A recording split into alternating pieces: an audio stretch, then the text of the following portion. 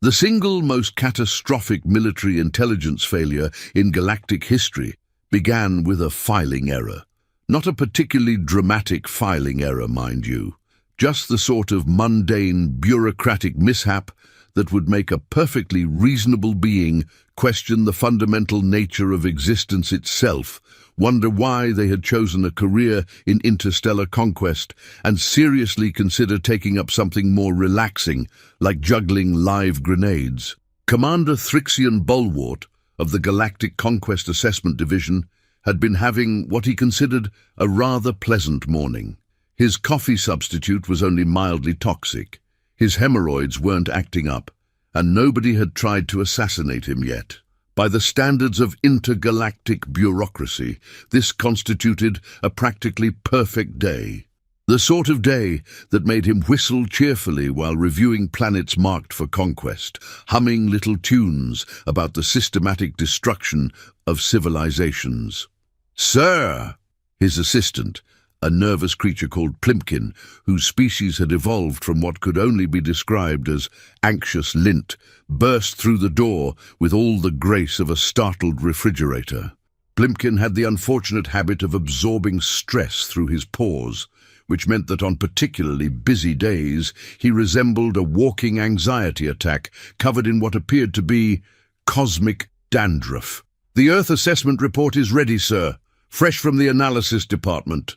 Thrixian looked up from his breakfast of what appeared to be cereal but was actually a complex tactical analysis disguised as breakfast food.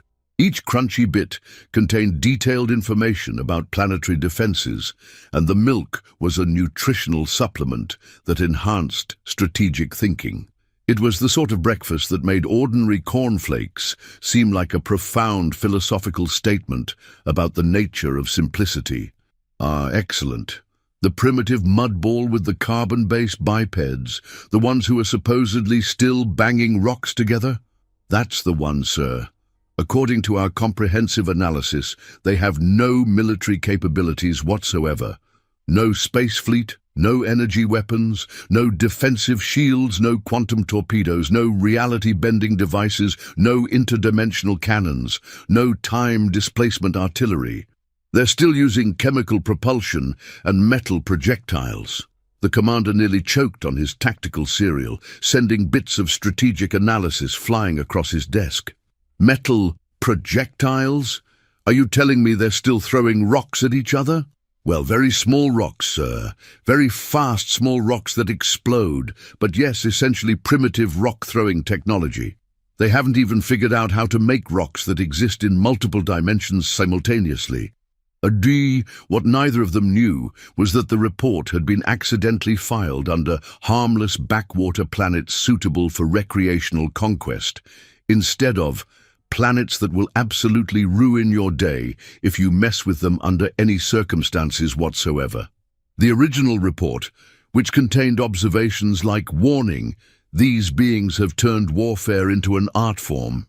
Caution, they consider nuclear weapons a reasonable response to minor disagreements," and "Urgent, they have weaponized mathematics and aren't afraid to use it," was currently being used as a coaster for Admiral Squishface's morning beverage in the accounting department. The real report also contained a detailed analysis of human military history, including helpful notes such as, "These beings once had a war that lasted 100 years over who had the better claim to a throne. They invented something called trench warfare, which is exactly as horrible as it sounds, and they have a disturbing tendency to turn anything, including kitchen utensils, into weapons of mass destruction." "Ah, splendid." Thrixian rubbed his hands together, which was unfortunate since his species had developed acidic secretions specifically for this purpose. His desk began to smoke slightly. A quick, easy conquest to pad the quarterly reports. Deploy the recreational invasion fleet. "The recreational fleet, sir?" "Oh, yes. The ships we use for training exercises and weekend conquests. No point bringing the serious hardware for a bunch of primitives who are probably still impressed by fire." Send the trainees. Give them some field experience conquering something harmless. The recreational invasion fleet consisted of ships that were basically cosmic RVs with weapons attached.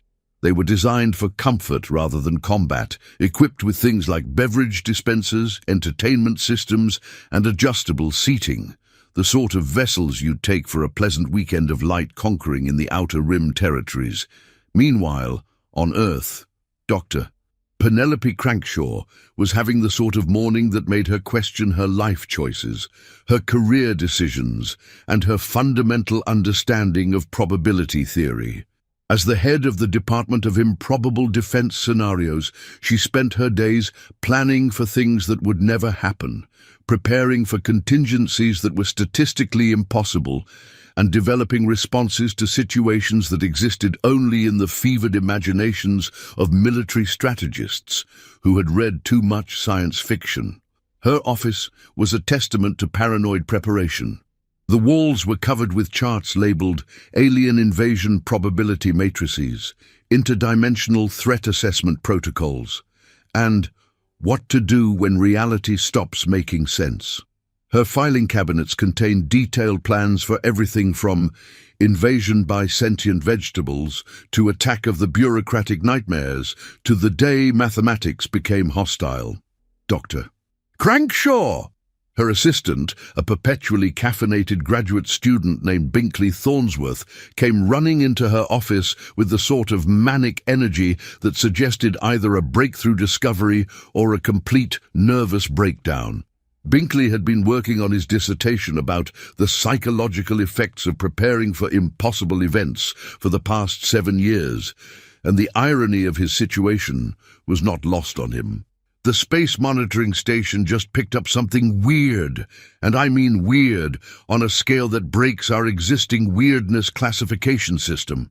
Define weird, Binkley, on a scale of mildly unusual to the laws of physics, are having a nervous breakdown and demanding therapy. More like several hundred alien ships just appeared in our solar system and they're broadcasting what appears to be smooth jazz mixed with what sounds like elevator music from the 7th dimension. Penelope dropped her coffee mug, which contained a special blend designed to enhance paranoid thinking and improve crisis management skills. It shattered on the floor with the sort of crash that seemed to echo through the fundamental fabric of reality, each fragment spinning in a way that suggested the universe itself was having second thoughts about causality. What? Are you telling me that after 15 years of preparing for alien invasion, they've actually arrived and they're playing Muzak? They're also sending what looks like a formal invasion notice, but it's written in Comic Sans font, sir. Comic Sans, with little smiley face emoticons. Comic Sans, these beings have mastered interstellar travel, conquered the vast emptiness of space, developed technology that defies our understanding of physics, but haven't figured out basic typography. What kind of civilization uses Comic Sans for official military communications? Binkley consulted his tablet, which was displaying readings that suggested reality was having what could only be described as a minor existential crisis. According to our linguistics department, the message also includes what appears to be a customer satisfaction survey. They want us to rate their invasion experience on a scale of 1 to 10. A customer satisfaction survey for an invasion. I need to sit down. Dinner. The invasion notice, when it finally arrived at various government agencies through what appeared to be a combination of advanced alien technology and cosmic email spam, was indeed a masterpiece of bureaucratic incompetence that would have impressed even the most dedicated earthly bureaucrats. It read, "Attention Earth beings. Your planet has been selected for conquest through our patented Quick Conquest TM process. Please prepare for immediate surrender. Resistance is futile and also probably pointless, though we understand if you need a moment to process this information. We will arrive shortly, weather permitting and assuming no mechanical difficulties. Please have your surrender documents ready in triplicate. Blue ink preferred, but black is acceptable. Thank you for your cooperation and patience during this transitional period. The Galactic Conquest Assessment Division, Customer Service Department, Recreational Conquest Branch, subsidiary of Universal Domination Incorporated. The document also included a helpful FAQ section with questions like, what should I do with my pets during conquest? And will my wireless internet still work under alien rule? And can I get a receipt for my surrendered planet for tax purposes? The President of the United States, a man named Fitzgerald Grimbaldi, who had won the election, primarily because he promised to make Monday mornings illegal, and had somehow convinced the American people this was both possible and desirable, stared at the document with the expression of someone who had just discovered that reality was having a particularly bad day and had decided to take it out on him personally. So, he said to his assembled cabinet, gathered in the situation room around a table that had witnessed more crises than a customer service hotline, aliens are invading. They want us to fill out paperwork about it, and they're asking for our feedback on the experience. That appears to be the situation, sir, replied his Secretary of Defense, a woman named Cordelia Snapworth, who had earned her position by being the only person in Washington who could make sense of the Pentagon's filing system, decode military acronyms, and explain why the Department of Defense needed 17 different types of staplers for optimal national security. And they're giving us time to prepare our surrender? It seems so, sir. The notice says they'll arrive shortly, but defines shortly as within the next 3 to 5 business days, weather permitting, assuming no union disputes, and subject to availability. A weather permitting, union disputes? Are you telling me that interstellar conquest is subject to labor negotiations and meteorological conditions? Apparently they don't travel during solar storms, sir. Union regulations. Something about overtime pay and hazard compensation. They've also included a detailed schedule showing their planned arrival times, with alternative dates in case of scheduling conflicts. The President leaned back in his chair, which was designed to be comfortable during extended crisis management sessions and featured built-in stress relief massage functions. Cordelia, do we have any protocols for dealing with polite invaders who provide advanced scheduling and customer service options? Well, sir, we have the Improbable Defense Scenarios Department.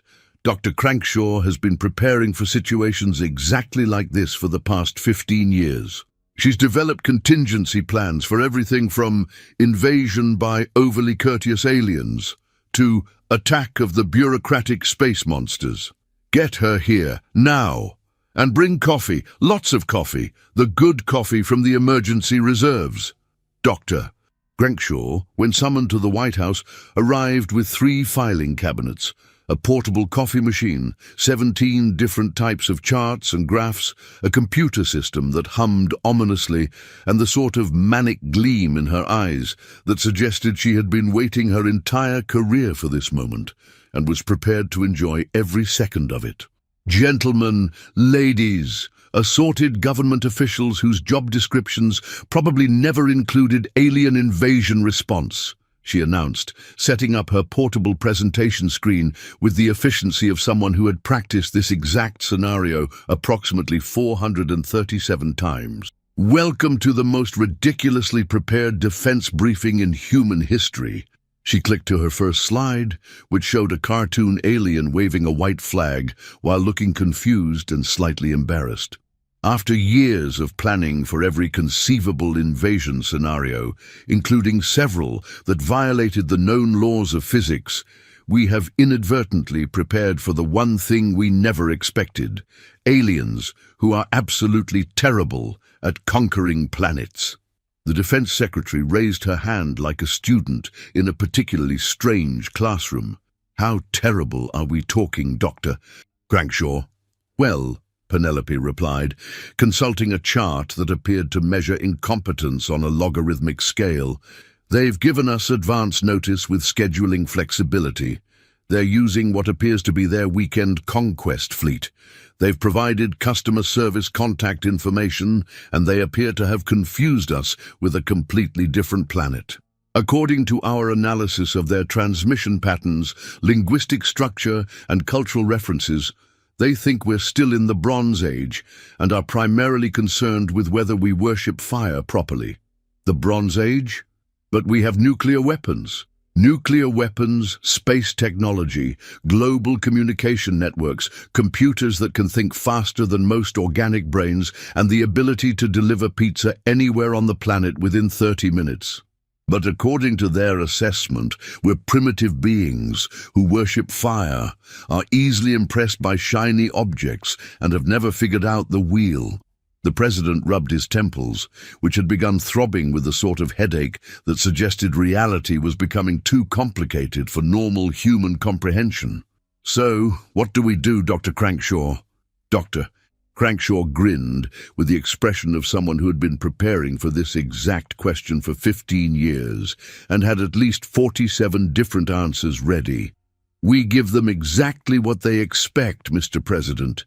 And then we give them something they don't expect, which is the full creative, destructive potential of a species that has spent thousands of years perfecting the art of turning absolutely anything into a weapon, including but not limited to kitchen utensils, household appliances, children's toys, musical instruments, and mathematical concepts.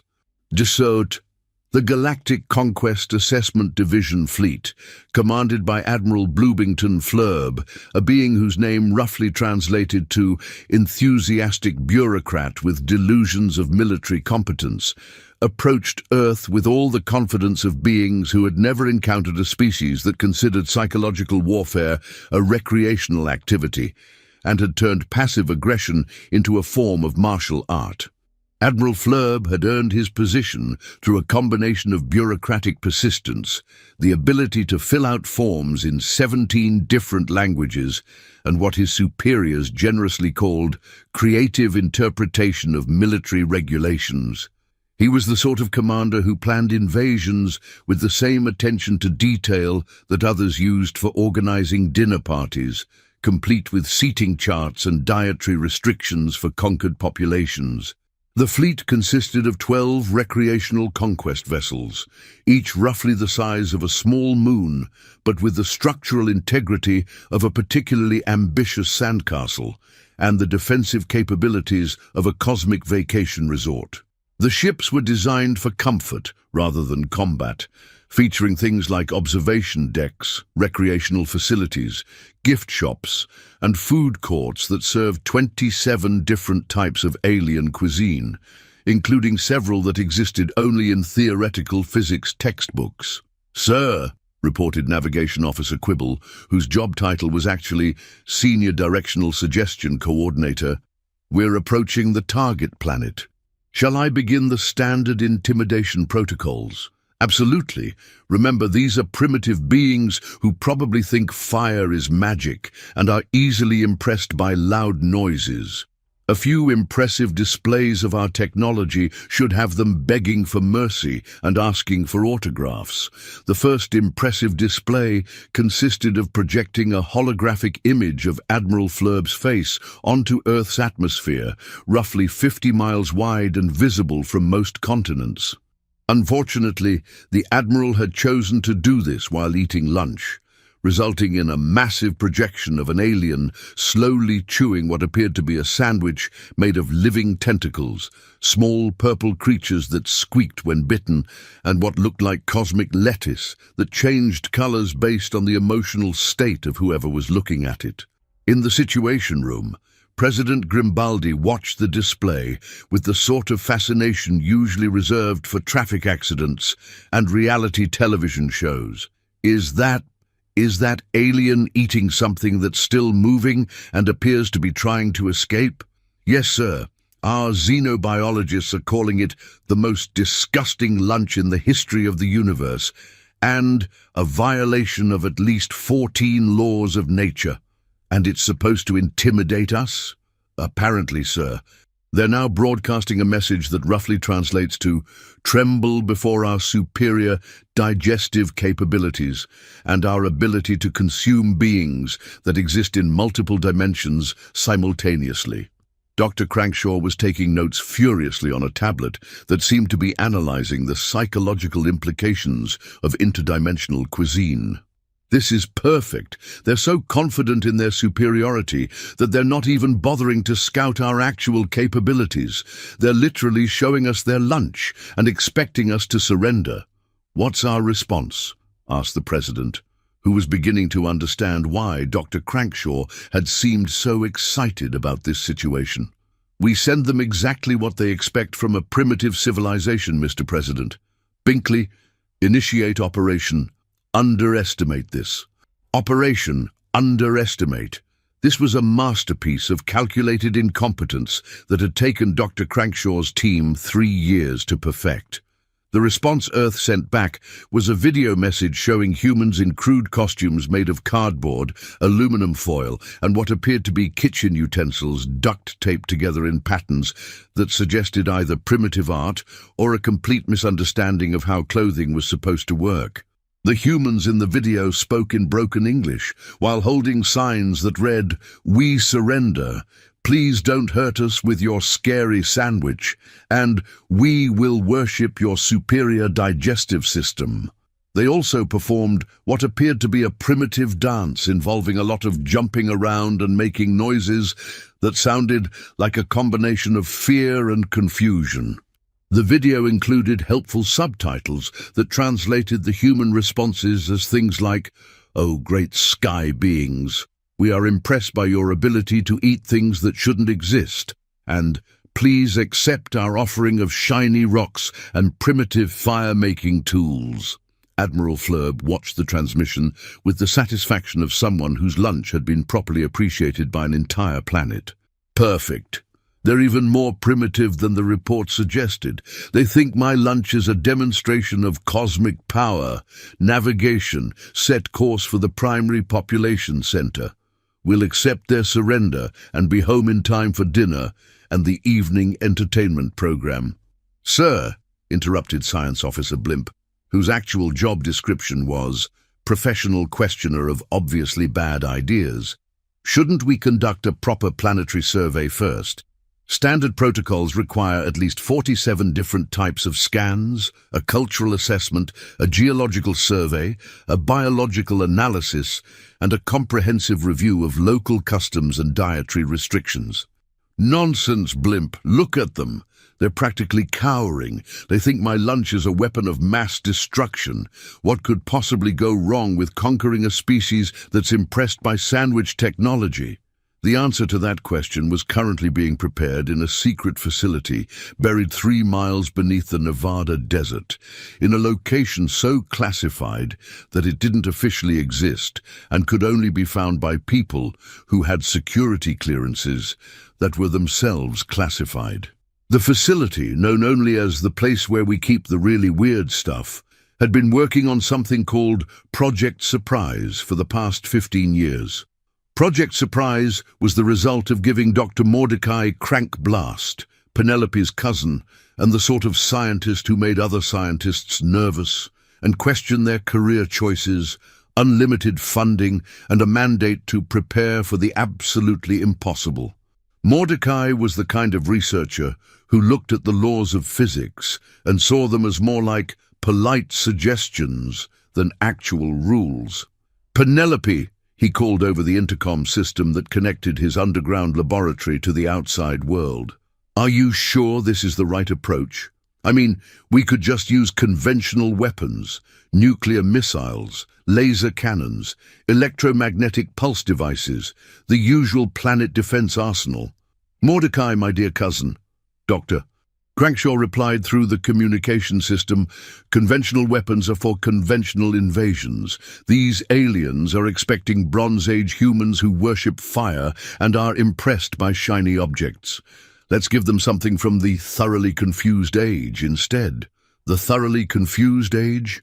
The age where humans have advanced technology but use it in ways that make absolutely no sense to anyone who thinks logically about warfare. "Aye, The alien fleet settled into orbit around Earth with all the precision of a cosmic ballet performed by beings who had never seen a ballet, weren't entirely sure what dancing was supposed to achieve, and had learned their formation flying from instructional videos that may have been created as jokes. They began deploying their standard conquest apparatus, which consisted mainly of large, intimidating machines that made impressive noises, projected holographic displays of their bureaucratic credentials, and didn't actually do much of anything except look official and slightly threatening. The conquest apparatus included things like the Surrender Processing Unit, which was essentially a cosmic filing cabinet designed to organize the paperwork involved in planetary submission, the Cultural Assimilation Engine, which looked impressive, but mainly just played educational videos about alien customs, and the Intimidation Projector, which displayed various images designed to inspire fear and respect, including Admiral Flurb's military credentials and a slideshow of previous conquests. "Sir," reported Tactical Officer Wimple, whose job was to monitor things that might indicate the presence of unexpected problems, "we're detecting some unusual readings from the planet's surface." "Define unusual, Wimple. Are we talking mildly concerning, or reality is having a breakdown and someone should call for technical support?" "Well, sir, they appear to be building something. Several somethings, actually. Large structures that don't match any known primitive technology. And they're building them very quickly, suspiciously quickly." Admiral Flurb waved a dismissive tentacle, which was his species' equivalent of an eye roll. "Probably some sort of primitive monument to our superiority. These species always try to appease their conquerors with crude artwork and offerings of their most valuable possessions. Sir, one of the structures appears to be singing." "Singing?" "Yes, sir. It's broadcasting what our translators are calling an extremely rude song about Admiral Flurb's personal hygiene, dining habits, and questionable military competence." The Admiral's face, all 6 of them arranged in what his species considered an aesthetically pleasing pattern, turned an interesting shade of purple that indicated either embarrassment or the onset of combat rage. "What? They're singing about my personal hygiene. It's actually quite catchy, sir. The crew has been humming it all morning. It's got a very memorable chorus about your tentacle grooming habits."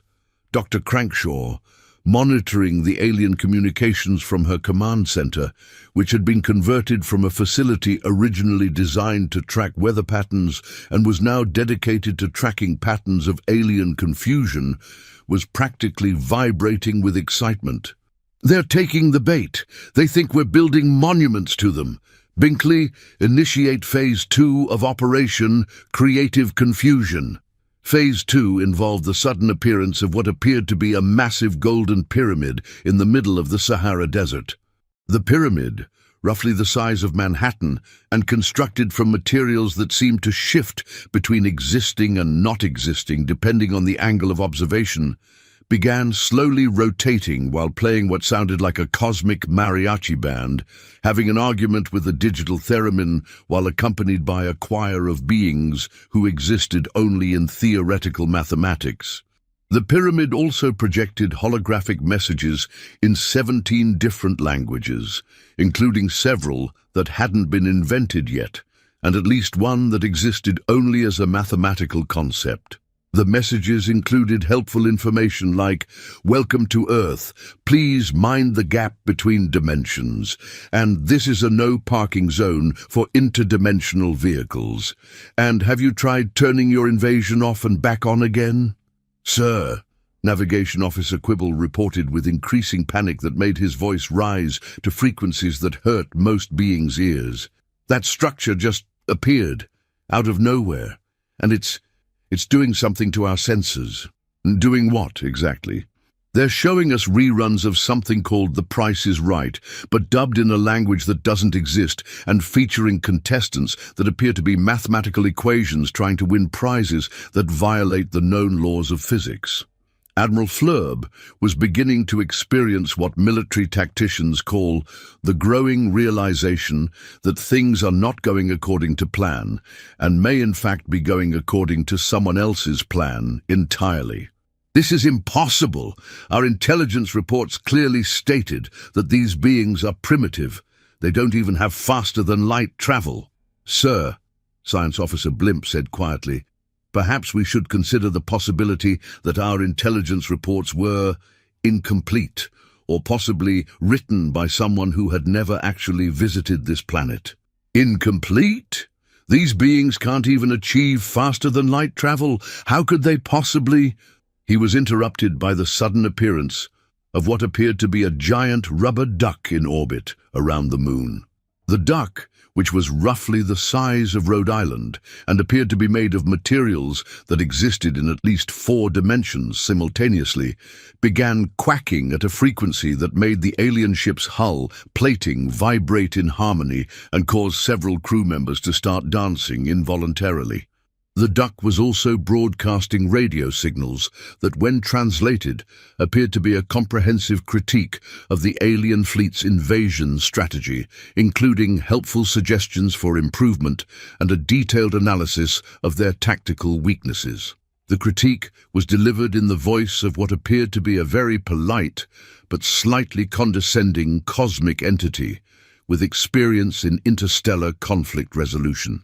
"Sir," reported Tactical Officer Wimple, "the duck it's jamming our communications and providing unsolicited military advice.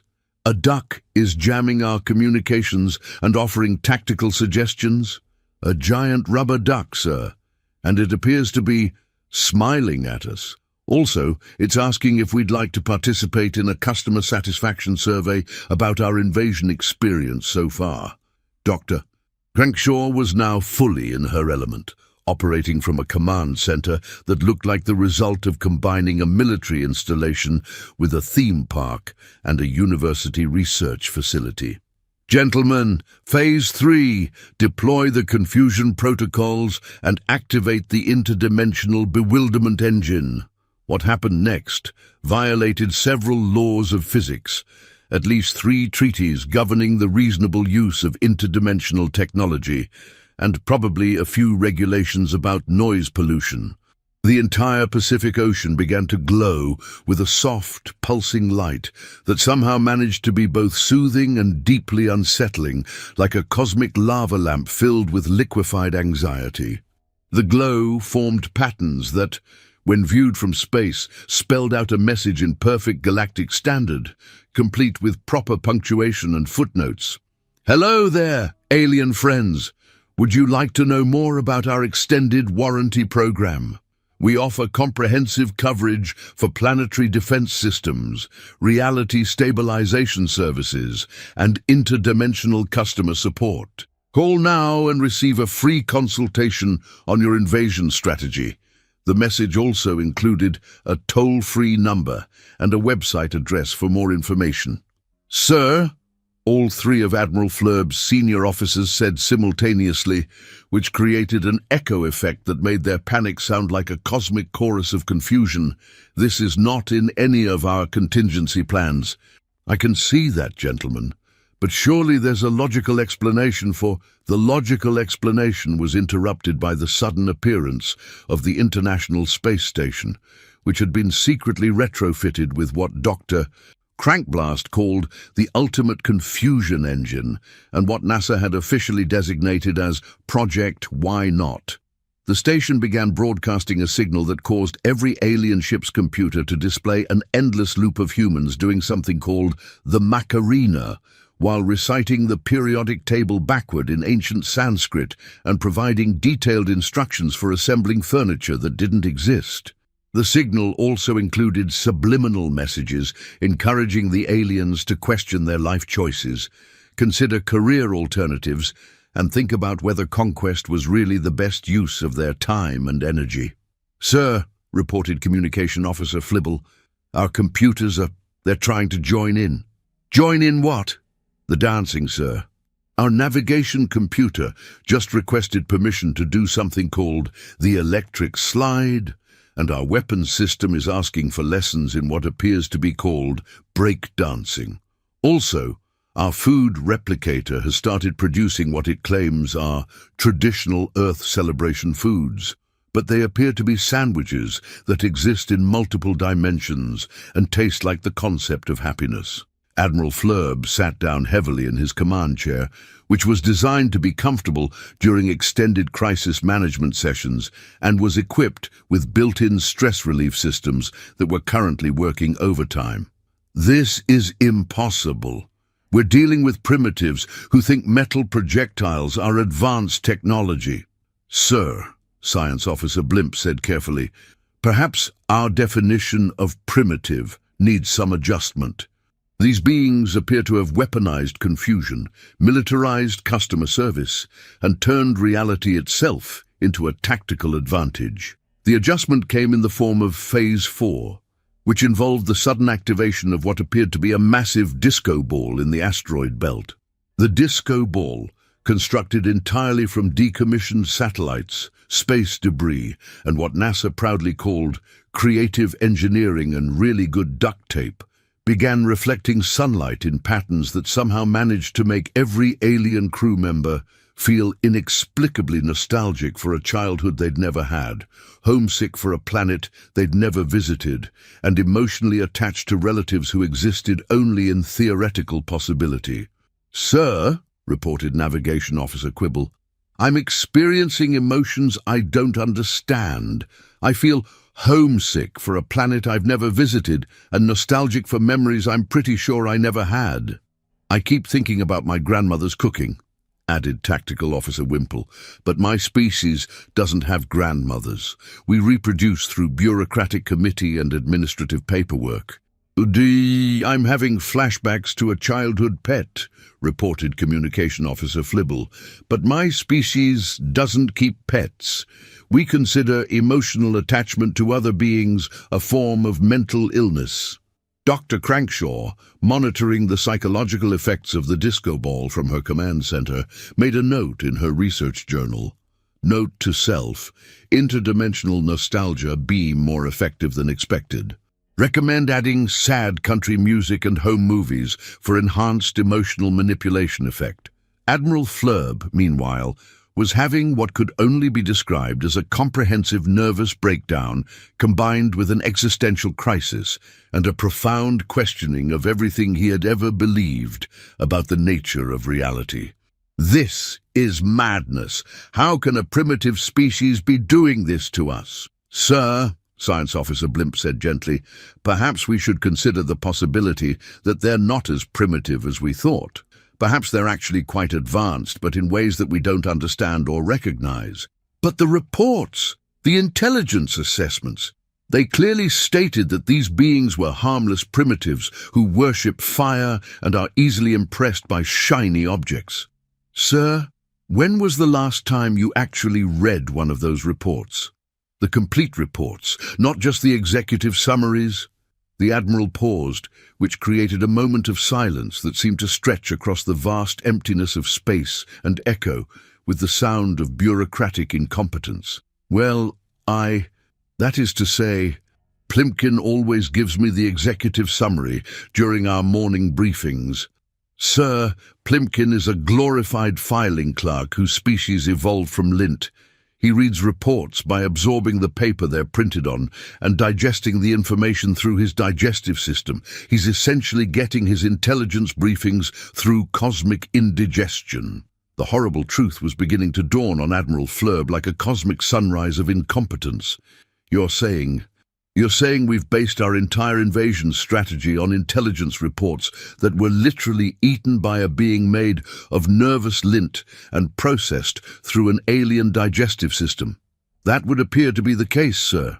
And these primitive beings are actually advanced enough to turn a disco ball into a weapon of mass psychological manipulation? Yes, sir. They've also weaponized customer service, militarized nostalgia, and appear to have turned basic human emotions into tactical advantages. Phase 5 began with what humans had decided to call the Big Reveal, or Operation Surprise. You've been punked by an entire planet. Every television screen, computer monitor, smartphone display, and reflective surface on Earth simultaneously displayed the same message. Surprise! You've been punked by planet Earth. Your primitive targets would like to formally invite you to reconsider your life choices, your career path, and your fundamental understanding of what constitutes effective military intelligence. The message was delivered by Dr. Crankshaw herself, who had somehow managed to hack into the alien fleet's communication systems using what she later described as a combination of advanced cryptography, really aggressive diplomacy, and the sort of creative problem-solving that comes from spending 15 years preparing for the impossible. "Hello, alien invaders," she said cheerfully, waving at the camera with the enthusiasm of someone who was having the best day of her professional life. "I'm Dr. Penelope Crankshaw, Director of Improbable Defense Scenarios, and I'd like to welcome you to Earth. As you may have noticed, we're not quite as primitive as your report suggested. In fact, we've been preparing for this exact scenario for the past 15 years.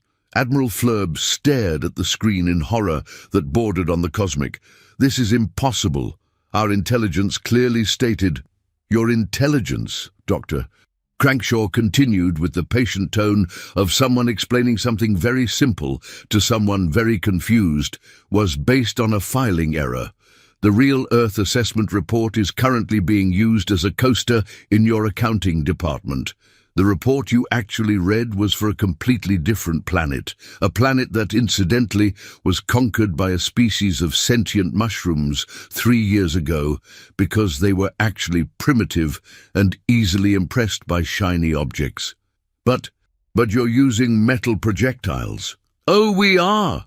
Along with energy weapons, quantum torpedoes, reality-altering devices, interdimensional confusion engines, weaponized mathematics, militarized customer service, and a really uncomfortable amount of psychological warfare.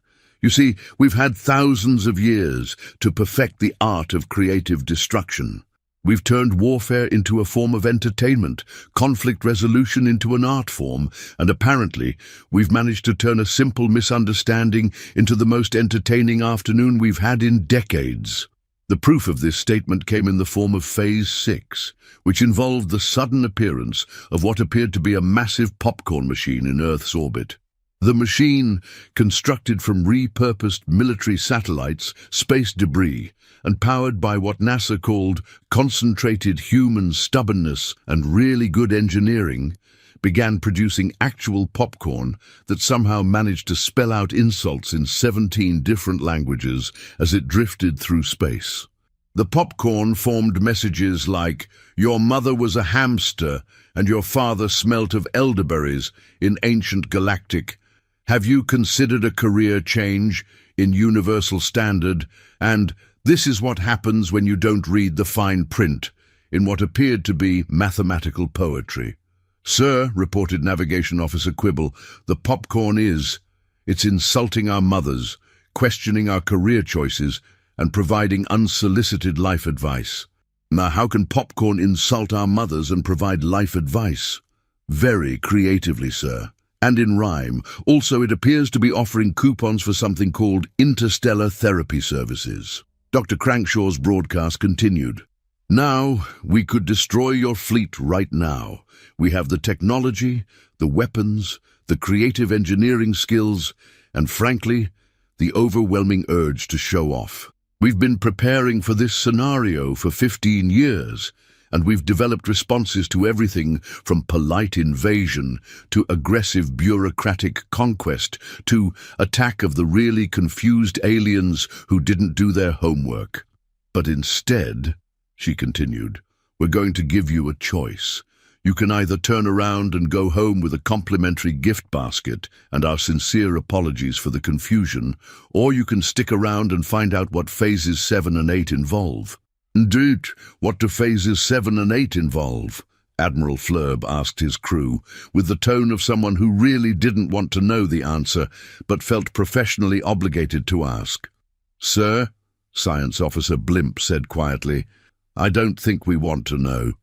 But based on everything we've seen so far, I suspect they involve things that will make us question not just our career choices, but our fundamental understanding of reality itself. The answer to that question was currently being prepared in facilities around the globe, in locations that were so classified they technically didn't exist and could only be accessed by people who had security clearances that were themselves classified and required permission from at least 3 different cosmic entities. Phase 7 involved something called the really uncomfortable truth ray, which Dr. Blast had designed to make its targets confront the fundamental absurdity of their existence, the meaninglessness of their bureaucratic careers, and the cosmic joke that was interstellar conquest as a form of entertainment. Phase 8 was classified at a level so high that even the president wasn't entirely sure what it did, but it involved the phrase ontological warfare, required a permit from the Department of Existential Threats, and had a warning label that read, "Caution may cause beings to realize that reality is optional." "Sir," reported Communication Officer Flibble, "we're receiving another transmission from the planet." "And put it through," Admiral Flurb sighed, with the resignation of someone whose day had gone from pleasantly routine to cosmically nightmarish in the span of a few hours. This time, the message was delivered by President Grimbaldi himself, who had decided that the situation called for what he called aggressive diplomacy, with style and possibly some interpretive dance. "Attention, alien invaders. This is President Fitzgerald Grimbaldi of the United States of America, and I have a proposition for you. We understand that you've made a mistake. Filing errors happen to everyone. We once accidentally declared war on Canada because someone misread a lunch order and thought they were threatening us with aggressive maple syrup deployment. These things occur in the best of bureaucratic organizations." "What's his point?" Admiral Flurb muttered. "Here's the deal," the president continued. "We're willing to overlook this unfortunate misunderstanding if you're willing to do something for us in return. You see, we've been trying to get in touch with your Galactic Conquest Assessment Division's Customer Service Department for years. We have some complaints about your previous customers, and frankly, we'd like to file a formal grievance." "Previous customers?" Admiral Flurb asked with growing dread. "Sir," Science Officer Blimp said carefully, consulting a report that was marked with warning labels in several languages, "I believe they're referring to the Vegan conquerors who tried to invade them in 1954. "The Vegans tried to invade Earth? Why wasn't this in our files?" "Yes, sir. According to our records, they were defeated by something called aggressive jazz music and a weapon that shot concentrated coffee at their ships. The entire invasion fleet surrendered after being exposed to what humans call bebop and double espresso." The president's message continued. "Those vegan fellows left quite a mess. Crop circles everywhere, confused cows, traumatized farmers, and frankly, some very disappointed agricultural communities. We'd like to file a formal complaint and possibly request compensation for the psychological damage inflicted on our livestock." Dr. Crankshaw appeared on screen next to the president. "Additionally, we'd like to propose a trade agreement. We have something your species lacks, the ability to turn absolutely anything into a weapon: kitchen utensils, household appliances, children's toys, mathematical concepts, customer service protocols, and apparently popcorn. In exchange, we'd like access to your bureaucratic systems. We're fascinated by your ability to make conquest so unnecessarily complicated and would like to study your filing methods." "Sir," Navigation Officer Quibble said quietly, "they're offering to teach us weaponization techniques in exchange for learning our bureaucratic processes." That's actually not a terrible deal," Admiral Flurb admitted. "Our bureaucracy is our greatest achievement as a civilization." "Sir," Science Officer Blimp added, "perhaps we should consider the possibility that these humans might make better allies than enemies. They seem to have a talent for creative problem-solving and an impressive understanding of psychological warfare." "Allies? but they're primitives. Sir, they just made our entire fleet homesick using a disco ball, insulted our mothers with popcorn, and offered us therapy coupons. I think we may need to revise our definition of primitive to include terrifyingly creative and psychologically sophisticated. Phase 7, when it finally activated, was less a weapon and more a philosophical argument delivered at the speed of light and accompanied by a cosmic PowerPoint presentation. The really uncomfortable truth ray caused every alien in the fleet to simultaneously realize that they had spent their entire careers conquering planets for no particularly good reason, that their filing systems were a cosmic joke that had achieved a kind of artistic beauty, and that their entire civilization was built on a foundation of bureaucratic incompetence so profound that it had transcended mere inefficiency and become a form of abstract art. "Sir," reported Tactical Officer Wimple, "I'm experiencing what I can only describe as an existential crisis, combined with a profound appreciation for the absurdity of our situation." "Join the club," Admiral Flurb replied. "I just realized that I've been an admiral for 30 years, and I still don't know what half the buttons on my command chair actually do. Also, I'm beginning to suspect that our entire military strategy is based on hoping that the beings we're trying to conquer are even more confused than we are." "Sir," Science Officer Blimp said thoughtfully, "do you think maybe we should consider a career change? These humans seem to have figured out how to turn confusion into an art form and psychological warfare into entertainment. Maybe we could learn something from them." The final transmission from Earth came from Dr. Crankshaw, who had decided that the situation called for what she called aggressive friendship with hostile overtones and possibly some interpretive dance for emphasis. "Alien friends," she announced with the enthusiasm of someone who was having the best day of her professional life and wanted everyone to know it. "We've decided to make you an offer you can't refuse. Well, you can refuse it. But then we'll have to activate Phase 8, and nobody wants that. Trust us on this one. We've been very creative with Phase 8, and it involves concepts that don't technically exist yet." "What's Phase 8? Admiral Flurb asked weakly, with the tone of someone who had given up trying to understand anything that was happening and was just hoping to survive the experience with his sanity intact. "Sir," Science Officer Blimp said, consulting readings that seemed to suggest reality was having what could only be described as a nervous breakdown. "The sensor readings suggest it involves something called weaponized interpretive dance, combined with ontological warfare and aggressive customer service protocols." "Dear cosmic forces," Admiral Flurb whispered, "they've militarized the arts, weaponized philosophy, and turned customer service into a form of psychological warfare." Dr. Crankshaw's offer was elegantly simple and terrifyingly comprehensive. The alien fleet could choose to become Earth's first interstellar customer service representatives. In exchange for helping resolve complaints from previously conquered worlds, negotiating disputes between different species, and generally cleaning up the mess left by centuries of poorly managed galactic conquest, they would receive training in human-style creative problem-solving, access to Earth's vast collection of entertainment media, unlimited coffee, and comprehensive health insurance that covered existential crises. "Think of it, Doctor," Crankshaw explained with the enthusiasm of someone presenting the opportunity of several lifetimes. "You could spend your days helping resolve cosmic disputes instead of creating them.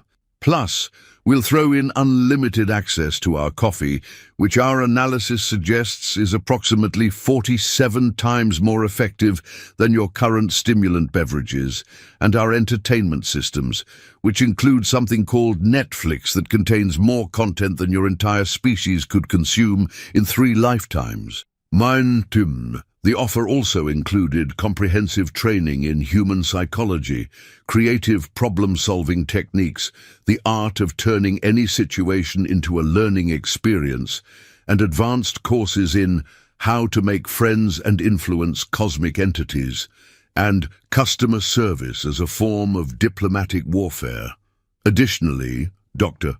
Grankshaw continued, we'll provide you with Earth citizenship, access to our educational systems, and the opportunity to learn from a species that has turned creative chaos into a survival strategy. You'll be helping to establish the first truly effective interstellar customer service system, mediating disputes between species that have been arguing for centuries and basically becoming the cosmic equivalent of really well-trained diplomats with advanced degrees in creative problem-solving. Doom. The offer was too good to refuse, too comprehensive to ignore, and too perfectly suited to their newly discovered need for career change to pass up. Admiral Flurb, faced with the choice between admitting total defeat, spending the rest of his life trying to explain this incident to his superiors, and embarking on a completely new career path that actually seemed meaningful, chose what he later described as the most rational decision I've made in decades, possibly centuries. Attention, Earth beings, he announced over the fleet-wide communication system with the tone of someone who had finally found his true calling in life. This is Admiral Bloomington Flurb of the former Galactic Conquest Assessment Division. We formally accept your offer of employment, your comprehensive benefits package, your training programs, and your unlimited coffee. We also humbly request that you please never, ever activate Phase 8, because we're pretty sure it would cause us to question everything we've ever believed about the nature of existence. The transformation of the alien fleet from invaders to customer service representatives was surprisingly smooth, efficient, and oddly satisfying for everyone involved. Within a few weeks, the ships had been converted into orbital call centers, equipped with the latest in customer service technology, comfortable seating, really good coffee machines, and communication systems that could handle complaints in 17,000 different languages and several forms of non-verbal cosmic communication. The former conquerors found themselves helping resolve disputes ranging from the Andromedans keep stealing our parking spaces and won't stop playing their music at unreasonable volumes, to the Centaurians won't stop broadcasting reality television shows that violate basic laws of physics and good taste, to the beings from Rigel 7 keep sending us spam messages about extending our planet's warranty. Dr. Crankshaw, now serving as Director of Interstellar Relations and Chief Coordinator of Cosmic Customer Service, found herself busier than she had ever been in her life and more satisfied with her work than she had thought possible.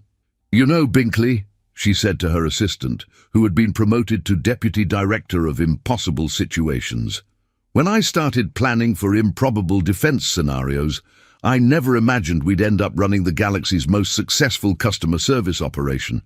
It's certainly unique, Binkley agreed, consulting a report about a dispute between two species of sentient mathematics who couldn't agree on whether 0 was a number or a philosophical concept. Though I have to say, Admiral Flurb is surprisingly good at de-escalating conflicts. He helped resolve that dispute between the Rigelians and the Tau Cetians over mineral rights by getting them to realize they were actually arguing about completely different minerals on different planets. Who would have thought that aggressive bureaucracy could be channeled into constructive customer service? He's also developed an impressive talent for helping beings realize that most of their complaints are actually based on misunderstandings, filing errors, or the cosmic equivalent of not reading the instruction manual.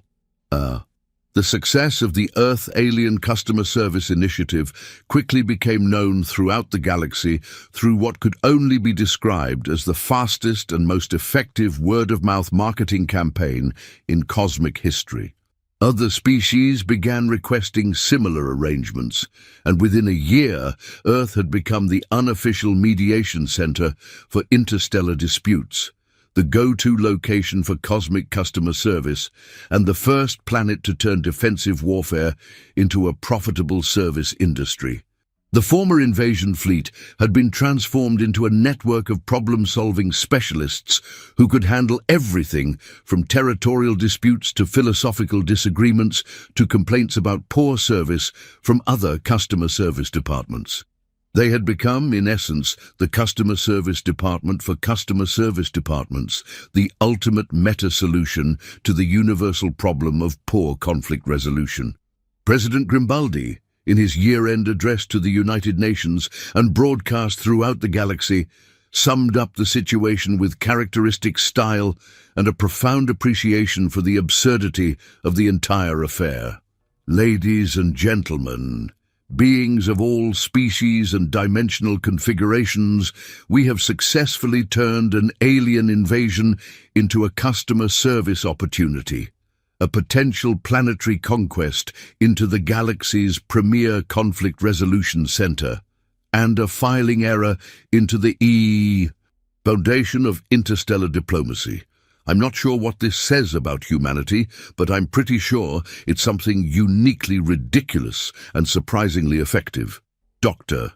Crankshaw, reflecting on the events that had transformed Earth from a supposedly defenseless planet into the galaxy's premier conflict resolution center, customer service headquarters, and training facility for creative problem-solving, realized that the greatest defense had been something no military strategist had ever considered: the sheer, overwhelming absurdity of human creativity combined with an inexplicable talent for turning any situation into an opportunity for improvement.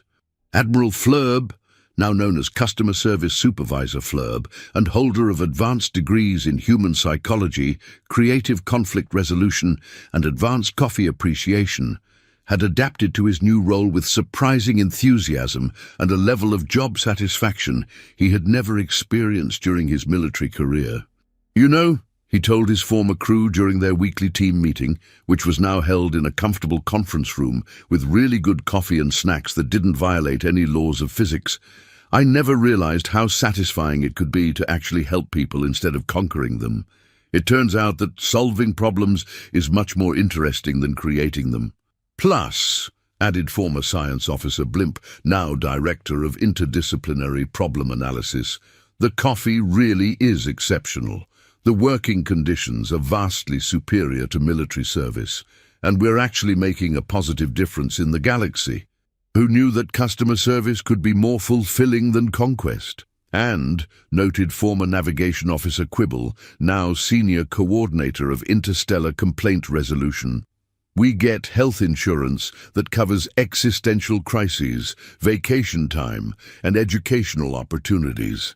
It's like we've discovered a completely new way to live." The filing error that had started it all was eventually discovered when someone in the accounting department noticed that their coaster contained detailed warnings about a species that considers nuclear weapons a proportional response to mild inconvenience, beings who have weaponized mathematics and aren't afraid to use it, and a civilization that has turned creative chaos into a survival strategy and psychological warfare into entertainment. Indeed, the discovery led to a complete overhaul of the galactic filing system, the establishment of what became known as the Crankshaw Protocols for invasion intelligence, and a new requirement that all intelligence reports be read by at least 3 different beings who were not made of lint and did not digest information through their stomachs. But perhaps the most significant change was the establishment of the Universal Customer Service Academy, jointly operated by Earth and the reformed Galactic Conquest Assessment Division. The Academy trained beings from across the galaxy in the art of turning potentially destructive conflicts into opportunities for mutual understanding, improved customer satisfaction, and creative problem-solving. The Academy's curriculum included courses in advanced creative problem-solving, psychological warfare as diplomatic tool, how to turn confusion into clarity, customer service as art form, and the philosophy of practical problem resolution. The most popular course was Human Psychology 101, understanding a species that weaponizes everything, which had a waiting list that stretched across several star systems. Dr. Crankshaw, now recognized as the galaxy's leading expert on defensive diplomacy through creative confusion and holder of honorary degrees from 17 different planets, concluded her final report on the incident with an observation that would become famous throughout the civilized universe and be quoted in diplomatic circles for generations. Sometimes the best defense isn't a weapon at all. Sometimes it's simply the willingness to be so thoroughly, completely, and creatively unexpected that your enemies have no choice but to become your friends. Sometimes it's the ability to turn a crisis into an opportunity, a threat into a learning experience, and a potential disaster into the beginning of something better than anyone imagined possible. The Earth Defense Initiative, as it came to be known in academic circles and diplomatic history books, proved that the universe's most effective defense system wasn't built from metal and energy, but from imagination, adaptability, creative problem-solving, and the fundamental human inability to do anything the way it was supposed to be done. The initiative also demonstrated that sometimes the most powerful weapon against aggression was aggressive kindness, that the most effective response to hostility was hospitality, and that the best way to win a war was to turn it into something that wasn't a war at all. Dr. Mordecai Crankblast, reflecting on his role in developing the defensive systems that had made the entire operation possible, noted in his final project report, "It turns out that the most effective way to defend against invasion is to make the invaders question whether they really want to be invaders at all. Phase 8, incidentally, was never actually built. We just made it sound really scary and let their imaginations do the rest." The transformation had effects that rippled throughout the galaxy in ways that no one had anticipated. Other species began adopting human-style customer service protocols. Conflicts that had been ongoing for centuries were resolved through creative mediation, and the general level of galactic customer satisfaction increased dramatically. The Vegan conquerors, learning about the success of the Earth Alien Customer Service Initiative, formally apologized for their 1954 invasion attempt and requested assistance in establishing their own customer service department. They had apparently been struggling with complaints about their conquest methods for decades and were eager to learn more effective approaches to interstellar relations. The Universal Customer Service Academy became so successful that it required expansion to multiple planets, and its graduates were sought after throughout the galaxy for their unique combination of problem-solving skills, creative thinking, and ability to turn any situation into an opportunity for improvement. Admiral Flerb's autobiography, From Conquest to Customer Service: How I Learned to Stop Worrying and Love Problem-Solving, became a bestseller across 17 star systems and was required reading at diplomatic academies throughout the galaxy. Dr. Crankshaw's follow-up research, The Psychology of Creative Defense: How to Turn Your Enemies into Your Customer Service Representatives, was published by the Universal Academic Press and won the Galactic Prize for Most Innovative Approach to Conflict Resolution. President Grimbaldi's memoir, How to Accidentally Become the Galaxy's Customer Service Capital, a Political Autobiography, became a classic of diplomatic literature and was praised for its honest account of how sometimes the best policy decisions are the ones that seem completely insane at the time. The success of the initiative led to the establishment of similar programs throughout the galaxy, and within a decade, the traditional model of interstellar conquest had been largely replaced by collaborative problem-solving and customer service-based diplomacy.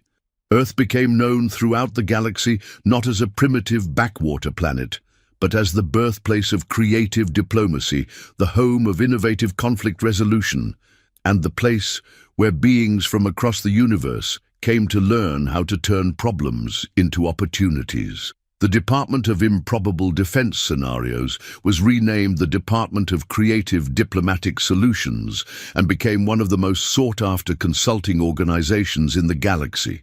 Dr. Grankshaw found herself advising governments, mediating disputes between species that had been enemies for millennia, and teaching courses on how to defend yourself by making your enemies want to be your friends. The orbital customer service centers became models for similar facilities throughout the galaxy, and the techniques developed by the Earth-Alien Partnership were adopted by hundreds of other species seeking to improve their approach to interstellar relations. But perhaps the most remarkable outcome was the realization that the universe was full of beings who were looking for something better than conquest and conflict. They just needed someone to show them that there were alternatives, someone to demonstrate that cooperation was more satisfying than conquest, and someone to prove that customer service could be more fulfilling than warfare. And in the end, that made all the difference between conquest and cooperation, between invasion and invitation, between the end of one world and the beginning of a better galaxy for everyone. The universe, it turned out, had been waiting for someone who could turn a filing error into a diplomatic triumph, a disco ball into a weapon of mass confusion, a potential planetary conquest into the galaxy's most efficient customer service operation, and an alien invasion into the foundation of interstellar friendship. They just hadn't expected that someone to be a species that considered psychological warfare a form of entertainment and had turned creative chaos into their greatest strength.